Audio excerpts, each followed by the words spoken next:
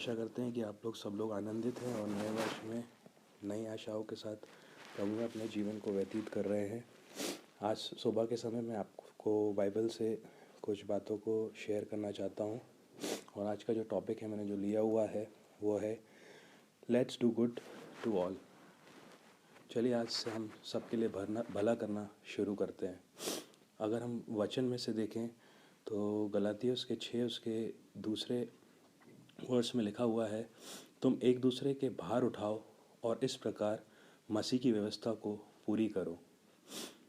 इस वचन को जब हम पढ़ते हैं तो यहाँ पर जो लिखा है उसकी गहराई को अगर हम समझते हैं और उसके ऊपर अगर अपने जीवन को व्यतीत करना चालू करते हैं तो आज प्रभु हमसे क्या चाहता है कि हम एक दूसरे से अपने समान प्रेम रखें। आज के समय में अगर हम बात करें, लोग अपनों से ही दूर भागना चाहते हैं। मदद करना एक किसी की भी अगर हम हेल्प करना चाहते हैं या मदद करना चाहते हैं वो एक दिखावा रह गया है। ये हम किसी की हेल्प कर कर या मदद कर कर अपने सोशल मीडिया के कंटेंट को इकट्ठा करना चाह रहे हैं। कई लोग इस तरह से लोगों की हेल्प करते हैं कि वो अपनी वाहवाही उसमें देख सके। बट फ्रेंकली मैं आज आपसे कहना चाहता हूँ कि प्रभु ने जैसा हमारे पापों का भार उठाकर निस्वार्थ हमारे लिए अपने प्रेम को दर्शाया, क्यों ना हम यीशु को अपने जीवन से प्रकट करना चालू करते हैं। क्यों ना 2023 में हम अपने आप को यीशु सा बनाने की कोशिश करते हैं। क्यों ना आज से हम यीशु की तरह अपनों का भार उठाना स्टार्ट करते हैं।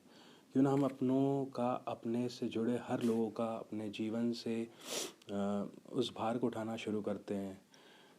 लोगों पर हंसना छोड़कर, लोगों की बुराइयां करना छोड़कर, लोगों का मजाक बनाना छोड़कर, लोगों की परिस्थितियों पर हंसना छोड़कर क्यों ना आज हम उनकी हेल्प करना स्टार्ट करते हैं। क्यों ना लोगों के पीठ पीछे उनकी अच्छाई बोलना स्टार्ट करते हैं। क्यों ना आज से हम लोगों की पीठ पीछे उनकी बुराई करने के बजाय उनकी अच्छाइयों के बारे में लोगों से बोलना स्टार्ट करते हैं। आज नए वर्ष की जब हम नई शुरुआत में हैं, क्यों ना हम ऐसा करके यीशु को हमारे जीवन से दर्शाना शुरू करते हैं। अगर हम इसके एम्प्लीफाइड वर्जन में पढ़ें तो वहाँ पर लिखा हुआ है, उसके लास्ट पार्ट में लिखा हुआ है, अगर आप इसे पढ़ते हैं, carry one another's burden and in this way you will fulfil the requirement of the law of Christ. और उसके लास्ट में एक ब्रैकेट में लिखा हुआ है, that is the law of Christian love. अगर you are the follower of Christ, अगर आप यीशु को फॉलो करने वाले लोग हैं, अगर आप ऐसा करते हैं अपने जीवन से, तो ये एक क्रिश्चियन लव के नियम को बताता है। जो प्रेम का नियम, जैसे हम देखते हैं ना, कई कंपनीज होती है, कई चीज़ें होती है जिसमें टर्म्स एंड कंडीशन होती है। वहाँ पर उनका टर्म्स एंड कंडीशन होता है और उसको फॉलो किया जाता है। अगर आप यीशु के फॉलोअर हैं और अगर आप इस सब चीज़ों को कर रहे हैं तो वो यीशु के प्रेम के नियम को दर्शाता है, अगर हम ऐसा करते हैं तो। और ये एक टर्म्स एंड कंडीशन है जो, अगर आप प्रेम करने वाले लोग हैं, यीशु से प्रेम करने वाले लोग हैं, तो ये चीज़ आपके जीवन से दिखना चाहिए। क्यों ना हम आज से लोगों के लिए भला करना स्टार्ट करते हैं। अगर हम ऐसा करते हैं तो इसके क्या फ़ायदे, हम अगर हिब्रू उसके 13 उसके 16 में पढ़ते हैं, वहाँ पर लिखा हुआ है, पर भलाई करना और उदारता ना भूलो, क्योंकि परमेश्वर ऐसे बलिदानों से प्रसन्न होता है। जब हम अपने जीवन से किसी की भलाई करते हैं या किसी के प्रति अपनी उदारता को बताते हैं, अपनी काइंडनेस को बताते हैं, ऐसा करने से अपने जीवन से हम यीशु को प्रसन्न करते हैं। आज मनुष्य को प्रसन्न करना भी, अगर हम लोगों को, मनुष्यों को प्रसन्न करने भी जाएंगे तो एक समय ऐसा हो जाता है कि वही मनुष्य किसी पॉइंट पर आके, किसी भी एक गलती पर आपकी वो सारी अच्छाइयों को भुला देता है और वो एक गलती के पीछे आपको बुरा भला कह देता है। लेकिन यीशु जब हमसे प्रेम करता है ना, वो अनकंडीशनल प्रेम हमें दर्शाता है। वह अनकंडीशनल प्रेम हमें दर्शाता है।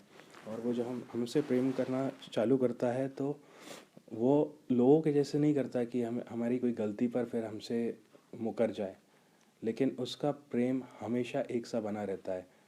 और जब हम यीशु को प्रसन्न करना स्टार्ट कर देते हैं अपने जीवन से, तो हम हर एक वो आशीषों को अपने जीवन में पाना चालू कर देते हैं।